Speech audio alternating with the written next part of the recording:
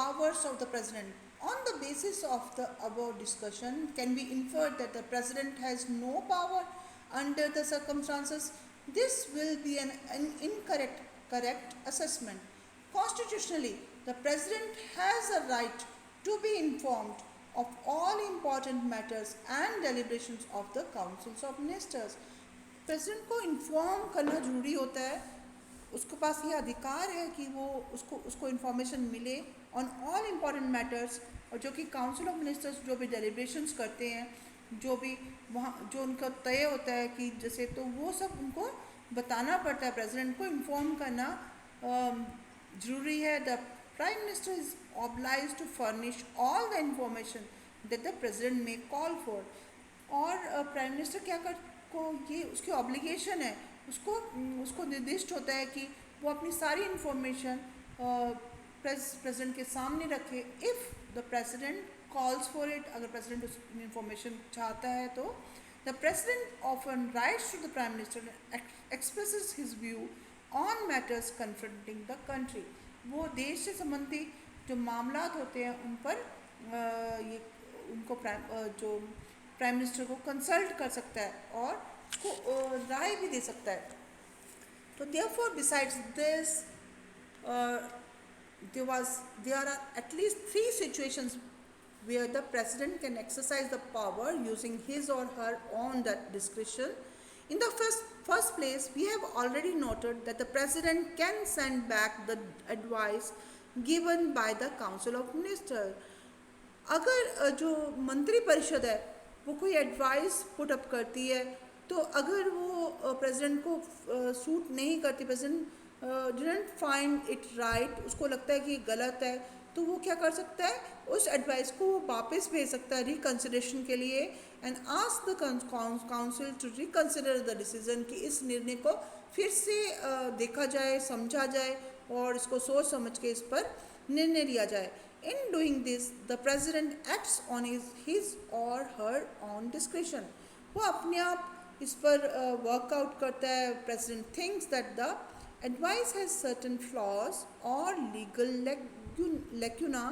अगर जब प्रेसिडेंट ये फील करता है कि जो ये एडवाइस जो कि काउंसिल ऑफ मिनिस्टर्स ने दी है उसमें कुछ कमियां हैं, और या फिर लॉफुल जो कानूनी रूप से भी वो उसमें कमियां हैं, तो वो भारत के जो नागरिक हैं उनके हित में नहीं है, तो president can ask the council to reconsider this decision. द्वारा से इसको निर्णय को द्वारा से उस पर सर्व सहमति बनाएं और द्वारा से उस पर विचार विमर्श करें. although the council can still send back the same advice. और क्या करती है कि काउंसिल ऑफ मिनिस्टर्स कई बार वही एडवाइस को फिर से सेंड कर देती है प्रेसिडेंट को, ताकि कि प्रेसिडेंट उसको फिर रिकन्सिडर करे डिसीजन को.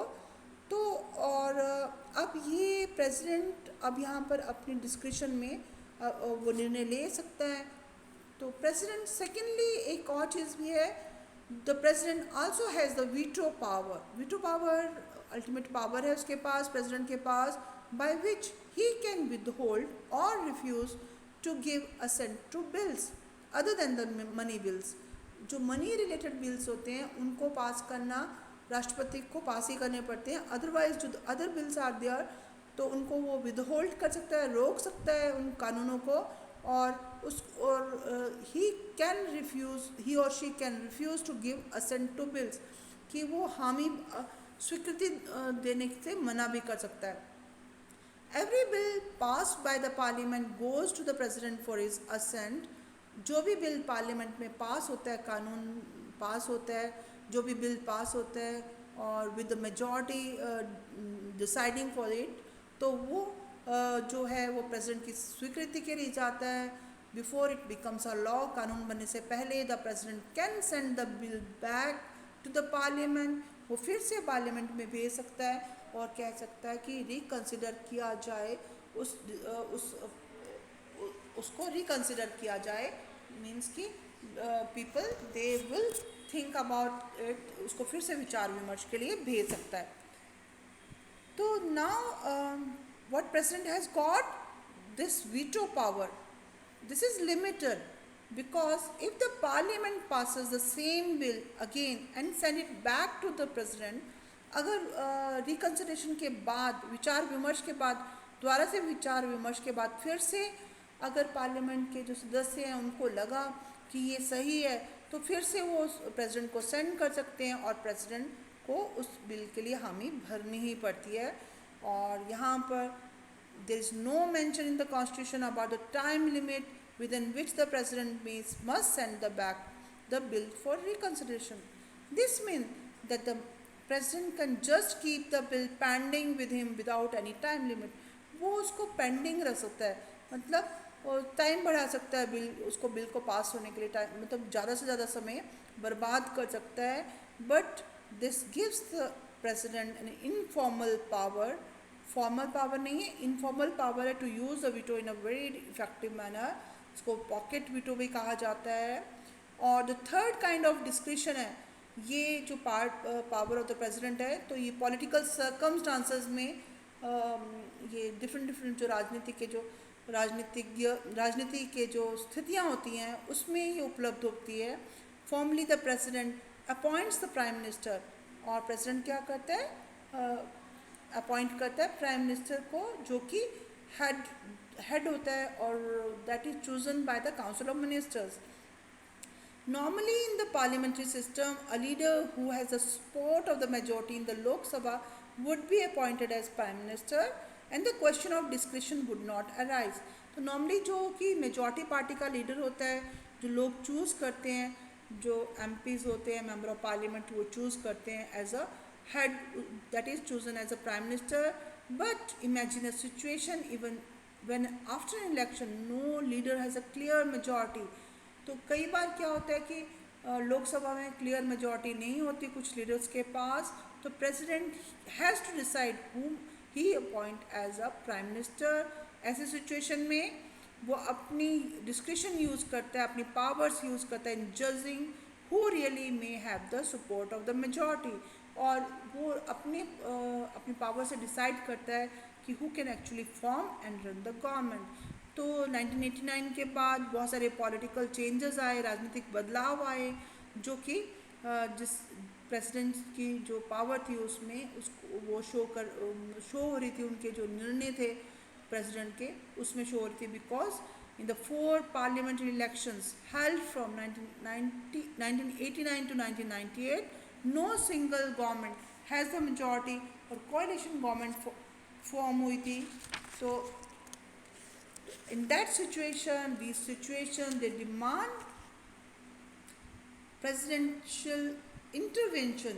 और उसमें कौन इंटरवीन करता है, प्रेसिडेंट का इंटरवीन करना जरूरी था, हस्तक्षेप करना जरूरी था, either in order to reconstitute the government or request। और कई बात जो थी लोकसभा कुछ ही समय बाद भंग करनी पड़ी, because the prime minister has no majority in the house। और इसलिए प्रेसिडेंट की discretion is related to the political condition, कैसी राजनीतिक परिस्थितियाँ होती हैं उसके अकॉर्डिंग प्रेसिडेंट की power is decided. There is greater scope for the presidential assertiveness when government are not stable and coalition occupy power. और कई बार जो गवर्नमेंट है वो स्टेबल नहीं होती, और जो कोalition होती है मतलब मिलीजुली सरकार, वो पावर ऑक्यूपाई कर लेती है। तो for the most part, the president is a formal power holder and ceremonial head of the nation। जो प्रेसिडेंट होता है वो पावर होल्डर होता है, और साथ में पूरे राष्ट्र का एक सेरेमोनियल हेड होता है, सेरेमनी से रिलेटेड है। और ये वर्ड, और ये हमारी तीनों जो सिस्टम है, डिफेंस की जो फोर्सेस है उनका भी हेड होता है। और तो हमें प्रेसिडेंट की ज़रूरत क्यों पड़ती है, why we need a president in a parliamentary system. तो यहाँ पर in a parliamentary system the council of ministers dependent on the support of the majority of the legislature। This also means the council of ministers may be removed at any time, or new council of ministers will have to be put in such a place। तो देखिए कई बार क्या होता है कि council of ministers को मतलब उनको अलग करके उनको रिमूव करना पड़ता है ऑफिस से, जब उनके पास मेजॉरिटी नहीं होगी। तो यहाँ पर कोई हेड ऑफ द स्टेट चाहिए होता है जो कि क्या करे कि who has the power to remove that और who has the authority in such political circumstances. President, one head must be there. He has the choice, he has the additional responsibility of making a choice and appointing the prime minister to run the government of the country. यहाँ पर आपको बताएंगे president vice president of India कैसे elect होता है और ये checkup. And next we will study about the prime minister and the council of minister.